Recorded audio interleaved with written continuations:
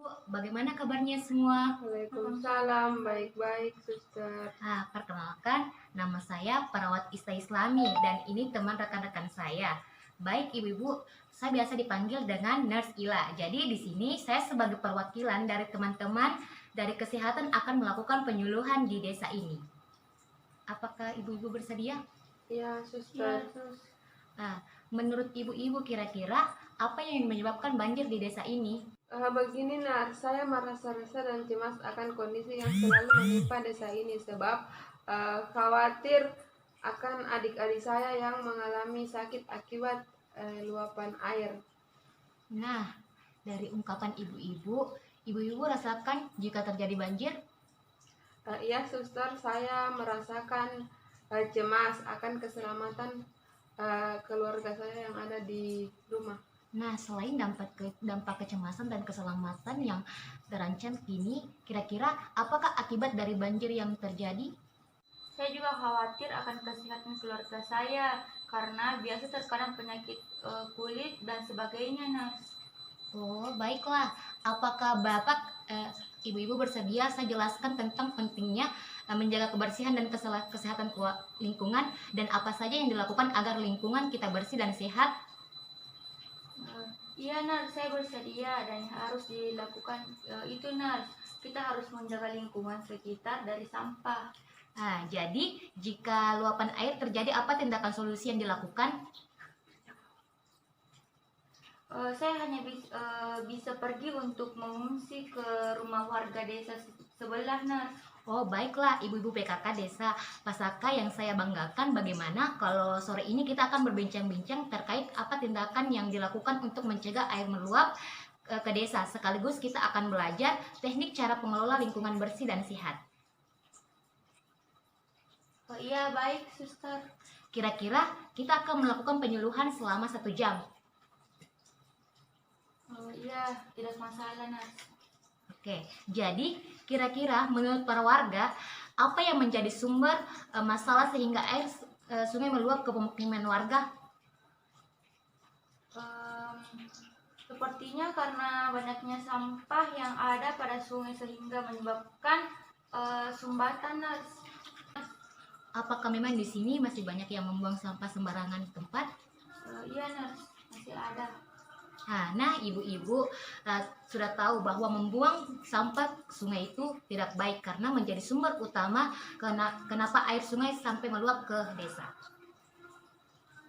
Begini, Nas, saya jelaskan dulu. Kami membuang sampah ke sungai agar sampah tidak bertumpukan di lingkungan kami, bahkan berceceran kemana-mana. Jadi kami membuangnya ke sungai agar terbawa arus air sungai. Iya, betul, suster. Karena jika kami tidak membuangnya, maka sampah itu akan menimbulkan bau yang sangat busuk. Ya, saya tahu Bu maksud ibu. Tapi jika terjadi sampah yang dibuang ke sungai menyumbat saluran, maka air akan meluap ke sampah tersebut, akan kembali ke pemukiman dan membawa wabah penyakit bagi warga. Lalu bagaimana solusi yang baik, Nars? Iya, Nars, kami sungguh diresahkan oleh luapan air sungai yang kadang-kadang tiba-tiba menyerang kami saat sudah masuk musim hujan, Nars. Baik ibu-ibu, karena kita sudah tahu penyebabnya adalah sampah, maka kita harus membuang sampah agar tidak ada lagi yang akan membuang sampah sembarangan, apalagi membuang ke sungai. Iya, Nars, saya rasa itu lebih baik.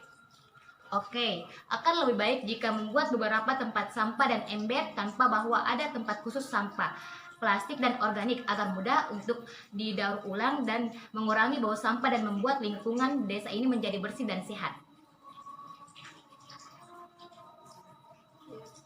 Iya, Nars. Di sini saya akan mensosialisasikan pentingnya mencuci tangan secara teratur menggunakan sabun dan air bersih yang mengalir. Mengapa harus mencuci tangan, Nars? Di sini karena sebab tangan merupakan sumber terbesar di mana kita akan terkena penyakit. Sebab kita tahu benda yang akan kita sentuh itu memiliki virus yang berbahaya. atau tidak, makanya penting untuk mencuci tangan secara teratur. Dan mengapa menggunakan sabun? Sebab sabun dapat membersihkan mikroorganisme atau kuman yang menempel pada kulit, makanya sangat efektif mencuci dengan tangan dengan sabun yang baik. Saya akan memperlihatkan bagaimana cara cuci tangan yang benar menggunakan 6 langkah. Lakukan 6 langkah cuci tangan menurut WHO. Yang pertama, kita nyalakan air cuci tangan. Setelah itu, gunakan sabun. Yang pertama, gosok telapak tangan secara bergantian. Lalu gosok punggung tangan. Lalu gosok sela jari-jari tangan secara bergantian. Lalu gosok bagian dalam jari dengan cara mengunci. Lalu bersihkan ibu-ibu jari-jari. Lalu bersihkan kuku. Lalu bersihkan dengan air mengalir.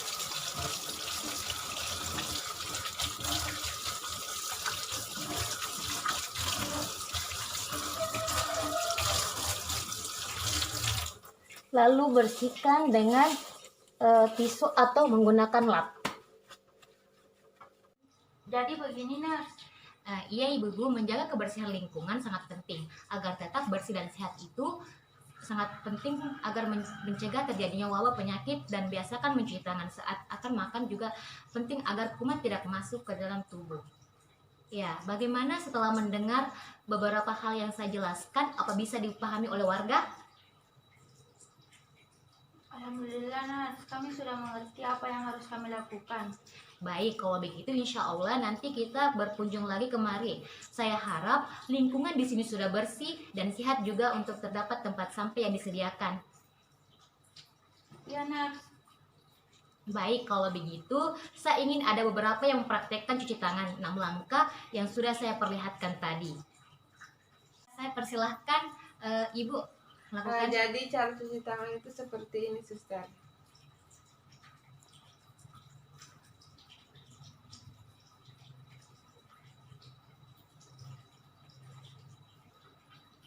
Ya, bagus sekali. Saya harap setelah penyuluhan ini warga akan menjalankan gaya hidup sehat dan menjaga serta mengelola lingkungan tetap bersih dan sehat.